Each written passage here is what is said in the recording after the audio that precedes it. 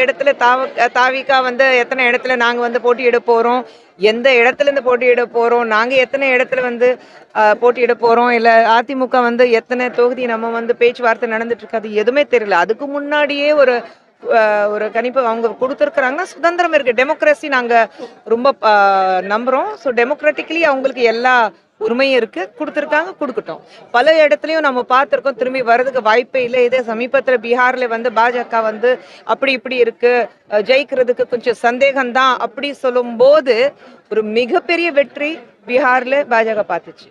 So இந்த மாதிரி ஒரு கணிப்பு பார்க்கும்போது தவறாக போறதுக்கு வாய்ப்பு இருக்குல்ல. அதுதான் சொல்றேன், கருத்து கணிப்பு நீங்க கொடுத்தாலும் அது திரும்பி போறதுக்கு வாய்ப்பு இருக்கு. இதுதான் வந்து உத்தரப்பிரதேசத்துல நீங்க ஜெயிக்க முடியாது, பீகார்ல நீங்க ஜெயிக்க முடியாது சொன்னாங்க. ஆனா பீகார்ல சிங்கிள் லார்ஜஸ்ட் வந்து பாஜக தானே வந்திருக்கு, யாருமே எதிர்பார்க்கல. அதே மாதிரி நான் இன்னைக்கு கருத்து கணிப்பு எடுக்கல, ஆனா இன்னைக்கு நான் சொல்றேன், ஆசாம்லயும் வெஸ்ட் பெங்காலையும் மிகப்பெரிய வெற்றி பாஜக பார்க்க போகுது. இன்னைக்கு வந்து புதுசா வந்து 3000 ரூபாய் வந்து ரேஷன் கார்டுக்கு கொடுக்க போறாங்களாமே. ஆமாங்க, 5 வருஷம் தூங்கிட்டு இருந்தாரு முதலமைச்சர். இன்னைக்கு திடீர்னு வந்து எலெக்ஷனுக்கு 2 மாசம் தான் இருக்குடா, அறிவிப்புங்கடா நான் சொல்லிட்டு எந்திரிச்சு பல்வெளிக்கிட்டு இன்னைக்கு தான் அறிவிப்பு கொடுத்துருக்காரு. இதே 5 வருஷத்துக்கு முன்னாடி பண்ணிருக்கலாம்ல.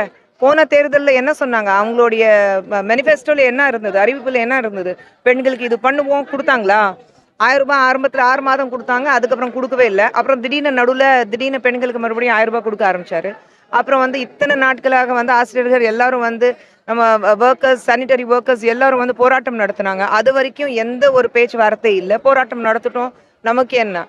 தேர்தலுக்கு 2 மாசத்துக்கு முன்னாடி திடீர்னு வந்து பொங்கல் பரிசு, ஏன் தீபாவளி வந்தது, கிறிஸ்மஸ் வந்தது, நியூ இயர் வந்தது, போனஸ் கொடுக்கலாம்ல, ஏன் கொடுக்கல?